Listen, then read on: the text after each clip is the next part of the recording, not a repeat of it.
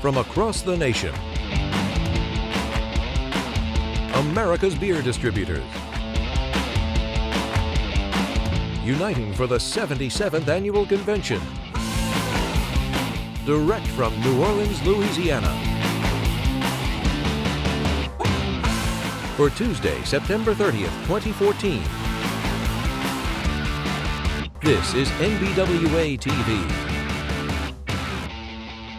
Hello everyone, I'm Andy Field. And I'm Tala Hadavi, and welcome to the final day of the 77th NBWA Annual Convention. From 20 educational seminars to more than 130 vendors at the product showcase, the convention has something for everyone, including some insightful discussions during the general session.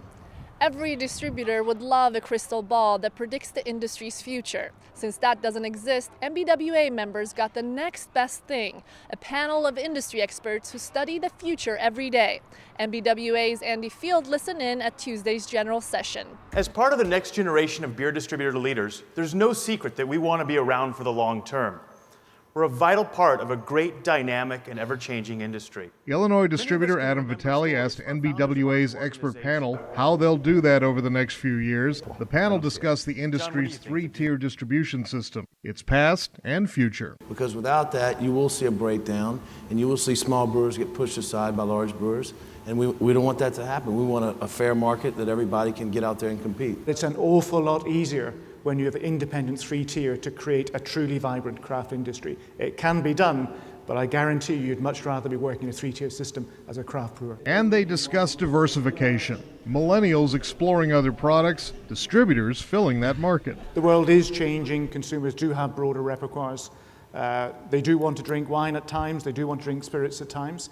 I think the industry in general, whether it be big or small, has done a great job in developing products that will appeal much more to women, products that will appeal more into spirits occasions. And the panel is concerned about large brewers owning distributorships. Branches are nowhere near being part of the three-tier system here in Louisiana. Number one, it's prohibited. Number two, we try to strive for independence amongst the tiers. Personally, I always find hybrid businesses very difficult to manage, where you've got a channel and you're competing with your distributors in one place and you're trying to cooperate with them in another, makes life very messy. Moderator Adam Vitale also leads NBWA's Next Generation Group, young distributors growing their family businesses into the 21st century. Mike Mazzoni says his generation's ready to hand over the reins, but it's not easy. It's really humbling, and I really don't mind anymore when people call me old, but it's very difficult to sit up here with a young man, and I used to work with his grandfather. So I got to go home and worry about that. While challenges continue through the next generation, opportunity does too. In New Orleans, Andy Field, NBWA-TV.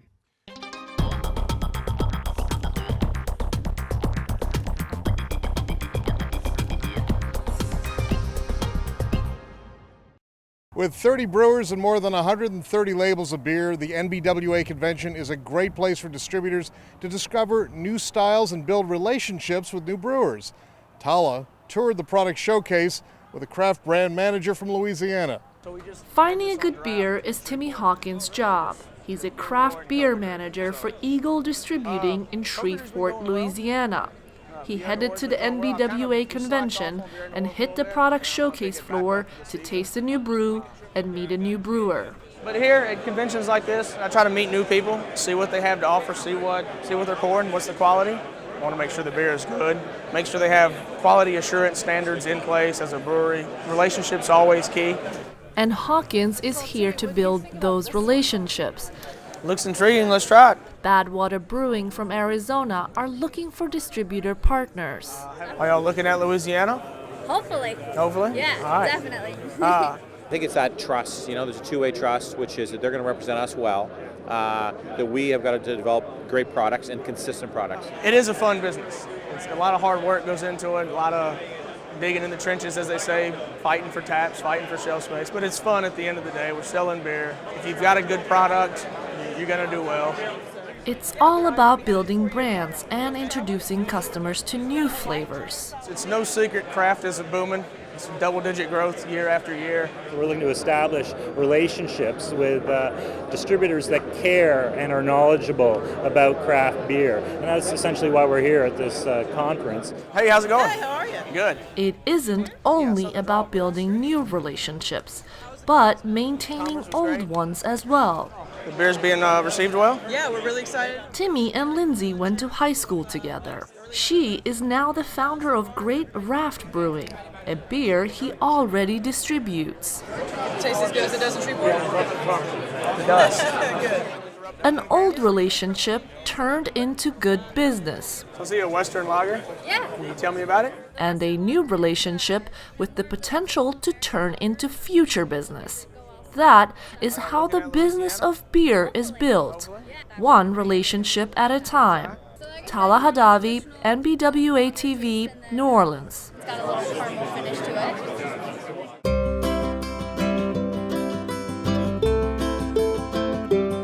I've been coming to the legislative conference since I was 19 years old. My father first brought me to this conference in 1989, so that gives you a clue how old I am. It's very important for all wholesalers to engage with their local legislators on the issues that affect our industry.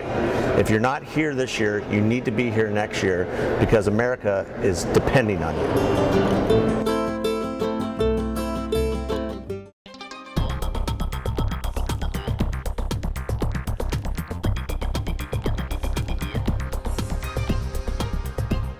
With so many new craft beers on the market and new brewers opening every day, it's an exciting time for the American beer industry. And as distributors know firsthand, it takes passion and a great story to sell craft beer. And for a beer distributor with a 3-generation pedigree, starting a new distribution business in Music City meant dancing to a different tune.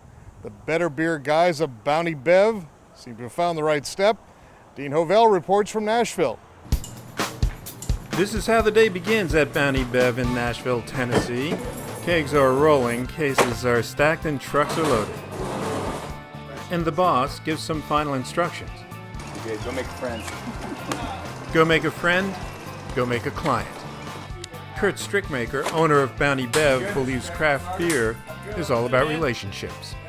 We're just, like cowboys slinging beer. We're out there just trying to build friends, create awareness. We're working with a lot of small independent breweries, and these guys, they need to trust us. We have to have that relationship where we go out on the street every day and we are building their brands without them being present in the market, so we're their face. All right, so these are some Chinook hops. That is Bailey Spaulding, CEO and brewmaster at Jackalope Brewing in Nashville. I went to Vanderbilt Law School. I was a home brewer during law school and then decided I wanted to start a brewery, so here we are. How could you not be cool running around all sweaty in her boots? And how can you not respect somebody that's dedicated her life to law and realizes when she gets to the degree that she's going to give it all up to brew? Tanks are still there. And Jackalope has been in business 3.5 years and producing beer for 2. Bailey and Kurt met before they had produced anything, and the love of craft beer is what brought them together. It's nice working with a company that really loves craft beer. We're a small brewery, but we're still very important to them. I think what we do every day is tell stories. We're out there educating our retail partners on the beers that we're selling. And without that story, they're just not as unique and fun. Over at 12 South Tap Room and Grill, they have 29 taps. For them, craft beer is all about variety, quality, and business. I meet with their representatives once a week. We sit down, we drink beer, we talk about beer, we talk about what's new, we talk about what's selling and what they can do for us and what we can do for them. Sounds like a really rough job. Oh, it's a terrible job. But Nashville is no longer just bars and barbecue.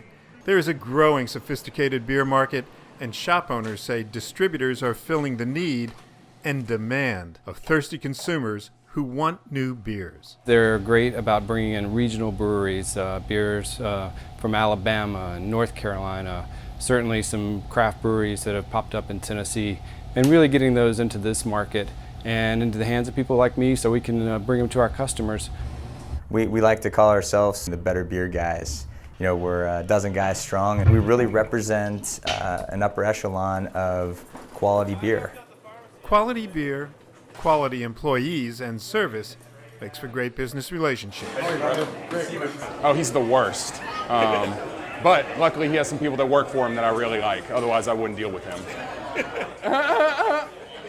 The idea that you just get up and you work hard, and the harder you work, the luckier you get. I really think there's a lot of truth to that. And the fact of the matter is, at the end of the day, you're selling beer. Dean Hovell, NBWA-TV, Nashville.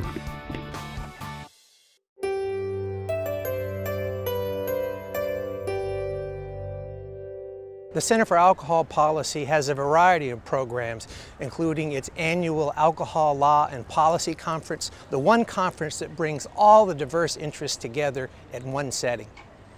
For more information about the Center for Alcohol Policy, go to our website and check us out at thecenterforalcoholpolicy.org.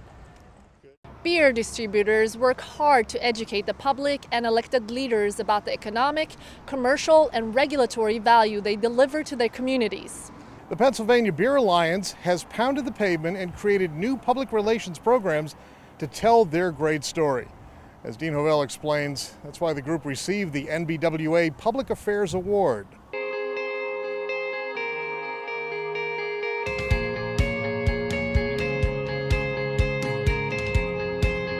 Highlighting the value of Pennsylvania's wholesale beer distributors is a top priority of the Pennsylvania Beer Alliance. It's a significant part of the group's advocacy efforts. We decided to take the message to the legislators and the general public in the form of education.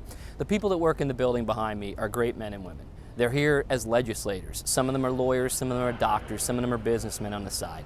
Very few of them, if any, work within the beer industry. So we need to do the best we can to educate them and make sure they're aware of the issues as they affect us. That's exactly why Pennsylvania's distributors are finding new ways to spread the news about the economic, commercial, and regulatory value they deliver in communities across the state. For one, the Pennsylvania Beer Alliance produces Distributor of the Week, a digital and hard copy newsletter started in 2014.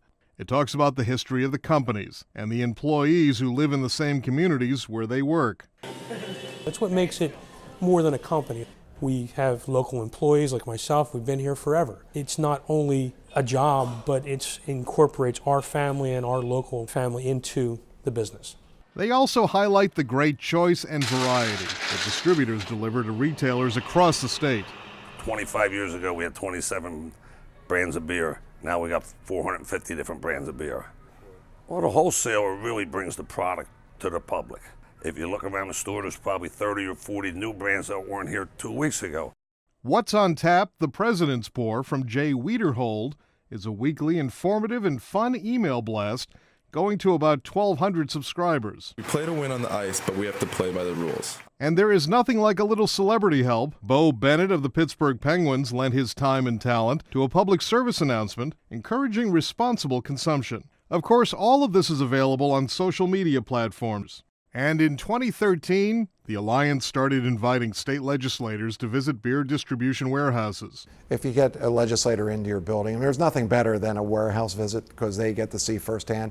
It's one thing to try to describe something in your business to somebody. You come here and you'll see the sign shop, you'll see the trucks being loaded, you'll see this process that is extraordinary. So we're really happy that they were listening to us and they really are trying to figure out the best way to move forward in the state for everybody involved. The Pennsylvania Beer Alliance has been extraordinary in getting us in front of the legislators, and I really believe the more the legislators know about our industry and our business and our family, the more likely it is that they become our biggest advocates.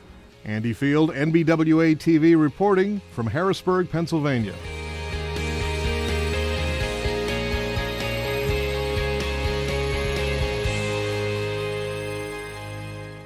Thank you for joining us. I'm Tala Hadavi. And I'm Andy Field. This has been a wonderful 77th NBWA Convention in New Orleans. We had a great time, and we enjoyed sharing some of your stories. We look forward to seeing you next year in Las Vegas for the 78th Annual Convention and Trade Show. See you there. We might be done here in New Orleans, but we'll see you next year in Vegas. Sprecher Brewery from Milwaukee, Wisconsin wants to see you in Vegas next year. Badwater Brewing here in New Orleans had a great show this year, and we'll see you next year in Las Vegas. This is Jeremy Pisco from Idaho, and I can't wait to see you in Vegas. You have been watching NBWA-TV. See you next year in Las Vegas for NBWA's 78th Annual Convention and Trade Show. Cheers!